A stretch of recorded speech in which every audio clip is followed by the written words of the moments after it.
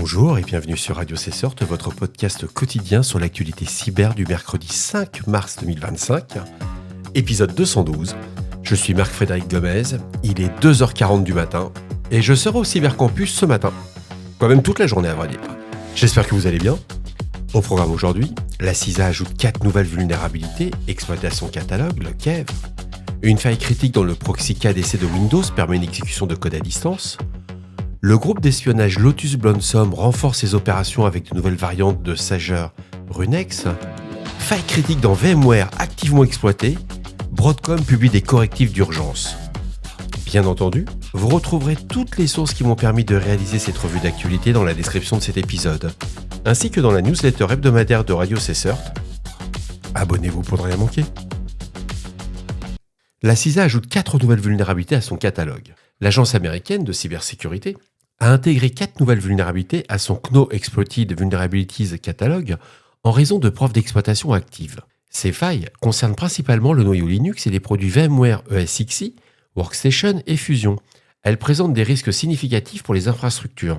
Donc c'est la CVE 2024 50302, vulnérabilité dans le noyau Linux due à l'utilisation d'une ressource non initialisée, la CVE 2025 22225, vulnérabilité d'écriture arbitraire sur VMware ESXi, la CVE 2025 22224, c'est une condition de course tout affectant VMware ESXi et Workstation, ainsi que la CVE 2025 22226, fuite d'informations impactant VMware ESXi, Workstation et Fusion.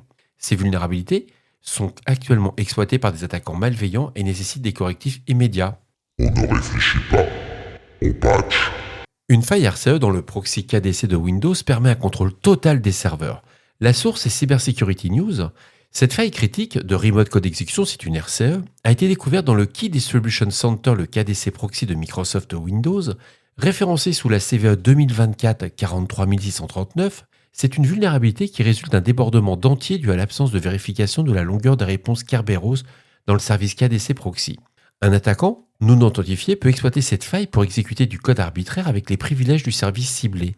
Le problème se situe dans la fonction KPS Socket Reg Data IO Completion de la bibliothèque kpssvc.dll qui ne valide pas correctement la longueur des réponses Kerberos. L'attaque se repose sur la manipulation des requêtes Kerberos et est utilisée telle que le RDP Gateway ou Direct Access. Alors il y a des mesures de mitigation. Microsoft a publié un correctif en novembre 2024. Il est fortement recommandé aux administrateurs de mettre à jour leur serveur immédiatement ou de désactiver temporairement le service KDC Proxy si une mise à jour immédiate est impossible. Le groupe d'espionnage Lotus Blossom intensifie ses activités avec de nouvelles variantes de Sager Runex. La source vient de chez Talos Intelligence. Cisco Talos a détecté à plusieurs campagnes d'espionnage cybernétique menées par le groupe Lotus Blossom. C'est un groupe qui est actif depuis 2012, ciblant des secteurs critiques comme le gouvernement, la fabrication, les télécoms ou les médias, en diffusant le malware Sager Unix. Principale découverte qu'on a pu faire sur ce groupe, c'est que Lotus Blossom a développé de nouvelles variantes de Sager Linux en utilisant non seulement des serveurs C2 traditionnels, mais également des services Dropbox, Twitter et Zimbra pour exfiltrer des données et contrôler les systèmes compromis. La persistance est en plus assurée par l'ajout d'un malware dans le registre Windows qui permet son exécution sous forme de service. Il faut savoir que ce groupe utilise des outils open source modifiés pour l'exfiltration de données et l'évasion, notamment un stealer de cookies pour Chrome, un proxy Venom pour rediriger le trafic réseau et un outil de compression chiffré pour l'exfiltration des fichiers. Cette nouvelle technique montre une évolution dans les méthodes de persistance et d'évasion du groupe, renforçant leur capacité à maintenir un accès à long terme au réseau compromis.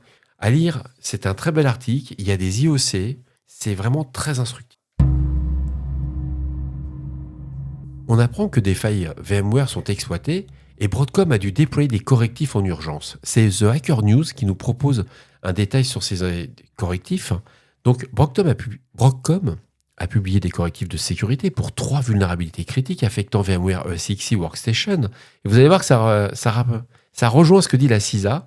Donc on a bien la CVE 2025 22224, la 22225 et la 22226.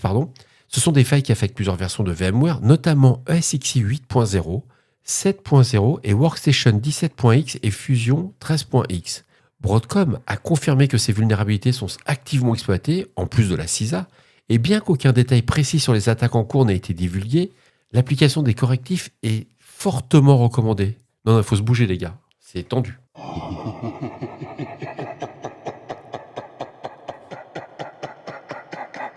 Alors, cette information, elle vient du sens. C'est un serveur d'une distillerie roumaine qui scanne les serveurs SMTP pour récupérer des credentials. Des chercheurs ont détecté une activité de scan suspecte visant des fichiers contenant des identifiants SMTP sur des serveurs web.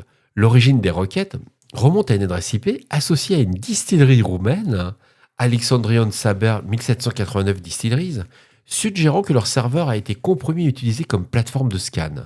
Il faut savoir que les attaquants cherchent à extraire des clés SMTP stockées dans les fichiers sensibles, comme le /admin SMTP _case.json, le API SMTP token.json et le backend /SMTP token.json. Les analyses ont commencé en février 2025 et continuent d'évoluer avec de nouvelles variantes de scan. Je vous recommande l'article, c'est Johan Ulrich qui l'a fait, c'est très court, mais alors ça, c'est plutôt sympa et on va très très vite. Alors les recommandations que fait Johan, ce sont que les administrateurs doivent s'assurer que les fichiers contenant des secrets ne sont pas accessibles publiquement, appliquer les bonnes pratiques de gestion des accès du monitoring des logs pour détecter toute activité anormale. C'est simple, c'est activable, ça fait moins de 2 pages écran, c'est à lire. Et voilà, cet épisode ultra court du mercredi 5 mars 2025 touche à sa fin. J'espère qu'il vous a plu, qu'il vous a apporté des informations utiles. N'oubliez pas, si vous avez des questions ou des suggestions de sujets que vous souhaitez voir abordés dans les prochaines émissions, ne soyez pas timide. Laissez-moi un message sur le répondeur de Radio Cessort au 07 68 72 20 09 ou laissez-moi un mail à l'adresse de Radio Cessort, radiocessort@gmail.com.